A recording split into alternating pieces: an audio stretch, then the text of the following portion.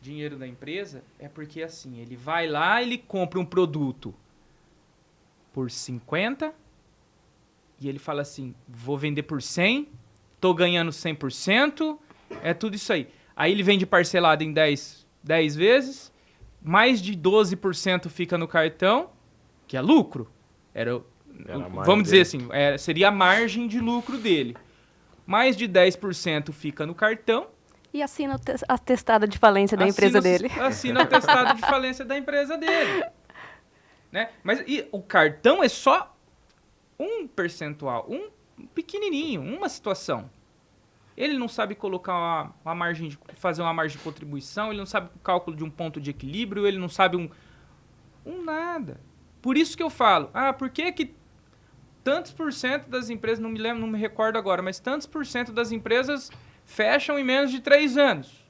Eu vou trazer esse dado aqui num próximo podcast.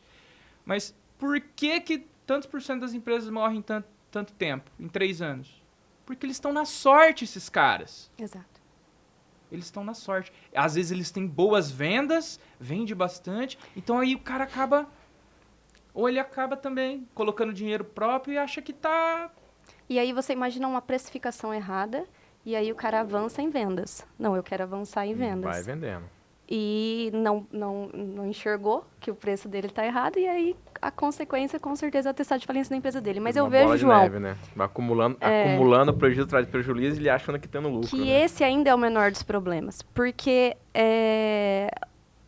se você foca em fazer o básico bem feito, porque normalmente o pessoal já quer partir, já quero entender meu ponto de equilíbrio, já quero o que é a minha margem de contribuição, mas não tem um sistema completo, não está fazendo o básico bem feito, né? Uma gestão financeira bem feita. Ele não está fazendo nenhum caderno de livro caixa. E aí, como ele vai ter a precificação dele correta se não tem o básico bem feito? Não tem como.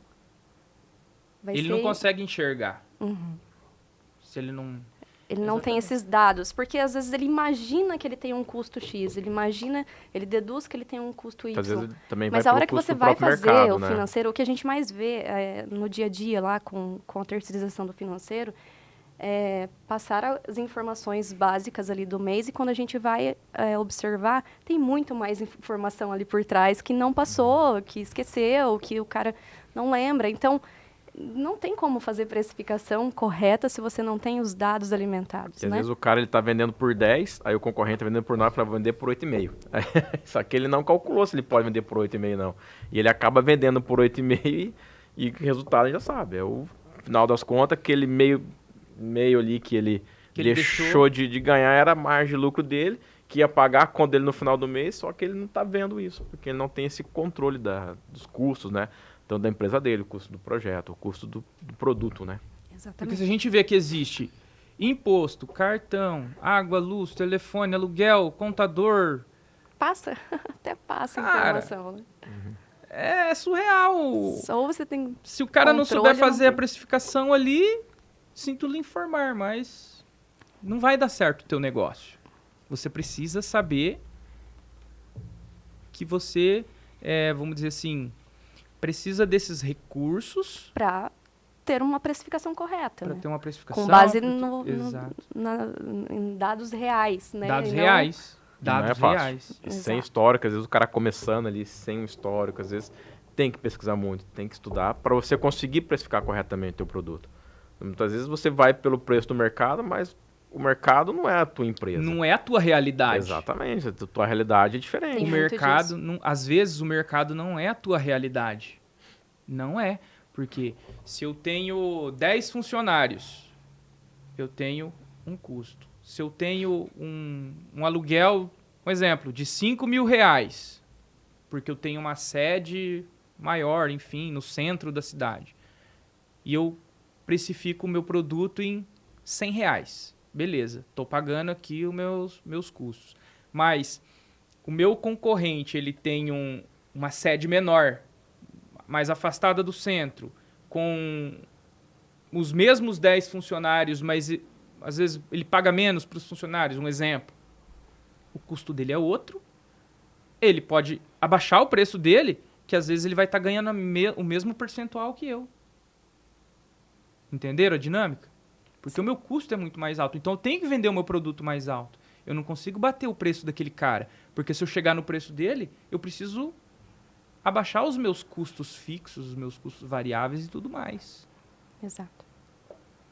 Né? Exatamente. E aí é onde acaba, não, mas eu vou vender no preço de mercado. Se o fulano vende por 250 e eu vendo a 500, por que eu não consigo fazer 250 também? Aí vai de você Porque ter... os meus custos são muito altos. Aí você ter essa previsibilidade, essa análise financeira da sua empresa, para você entender isso, para você muitas vezes verificar que você está sendo eficiente. Né? Eu tenho um outro sócio, né? Tem o João, tem o Paulinho, que é outro sócio nosso, e o Paulinho sempre fala para nós, ele fala assim, não adianta eu cobrar do meu cliente a ineficiência da empresa. Então, muitas vezes eu jogo o preço lá em cima para ter lucro e eu acabo tendo uma ineficiência. Eu estou querendo cobrar do meu cliente a ineficiência da minha empresa. E isso vem da onde? Eu não tenho uma verdadeira gestão não sei exatamente meus custos. Então, eu acabo tendo que aumentar meu valor para poder, não está sobrando dinheiro, então vou aumentar mais caro, mas aí eu não vendo. E aí Então, você está gerando valor, né? Porque você não- existe o, né, também, Sim. se eu Não quero adianta colocar meu vender preço lá em cima, eu tenho que estar de alguma forma gerando valor para o meu... Exatamente. Entregando né? mais. É, Não é vender mais caro porque eu sou mais caro, não. Vai vender mais caro porque você entrega mais valor. Aí é outra história. Né? Então eu estou entregando mais valor para o meu produto. Aí é aquela questão, porque vai escolher eu e não o cara que está lá na periferia, às vezes com a empresa menor, com preço, um custo mais baixo. Por que ele vai me escolher? Aí vai todo esse controle. E se eu não tiver o controle financeiro por trás disso, não saber o custo do meu produto, os meus custos, por mais que eu queira vender mais caro, não estou entregando valor, só estou entregando ineficiência. exato. E o seu cliente está pagando a sua ineficiência. Que acaba não pagando no mercado concorrido como os mercados são hoje, né? E aí Porque hoje praticamente... Isso a longo prazo simplesmente não dura, né? Não dura, tem... não é sustentável, né? A gente tem uma E situação o não mercado sustentável. saturado do jeito que tá, né, meu? Não, todas as áreas, né? Todas as áreas saturado.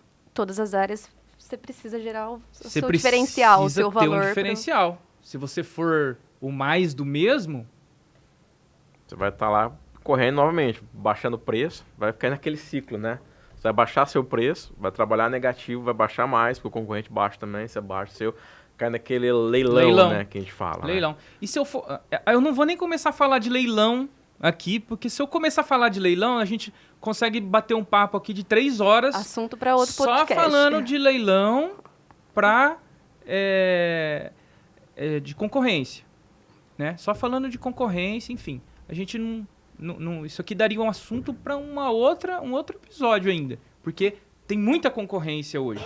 E se você não entrega, igual vocês falaram, se você não entrega o valor, um diferencial, um algo a mais ali para o teu cliente, para cobrar um valor diferenciado, capaz, você está fadado ao fracasso. Exato. Ou você cai na concorrência. Aí vai estar lá batendo margem baixa, lucratividade tudo baixo, né? E aí se você não tiver aí, vamos colocar ser aí que você precisa muito mais ainda de ter todos esses controles da DRE, fluxo de caixa, porque você já está no mercado saturado, no mercado vamos dizer, sangrento, né? Como diz o livro Oceano Azul, né? Você não está no Oceano Azul, então você não está colocando aquele valor. E se você realmente não está com DRE em dia, não está com fluxo de caixa, uma previsibilidade da sua empresa, você está fadado a quebrar a empresa, está fadado a fechar. É um desafio grande para qualquer empreendedor, para qualquer pessoa ter vamos dizer, essa visibilidade, né, do mercado. Nós estamos falando de...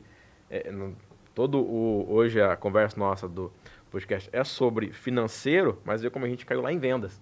Caiu em gerar valor, porque realmente ele não é algo que está escondido lá no departamento financeiro. Ele é algo que faz que parte. Ele atua, Atua. na empresa inteira. É. Então a empresa inteira está Depende, relacionada. Está Isso. relacionado Exatamente. aos números da Exato. gestão. Exatamente. E se você tem financeira. esses dados atualizados, ele vai começar a trazer alguns alarmes ali para você, Sim. né?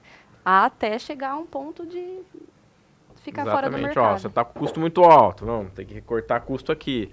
Você não está tendo rentabilidade. Esse produto aqui não te dá lucro, né? E esse produto aqui vai te levar para falência. Tá? Ele vende bastante, mas ele te vende mal, né? E a gente vê isso para todos os empresários. Quando a gente fala até mesmo no agronegócio. Tem alguns amigos que trabalham com a parte de consultoria para agronegócio também.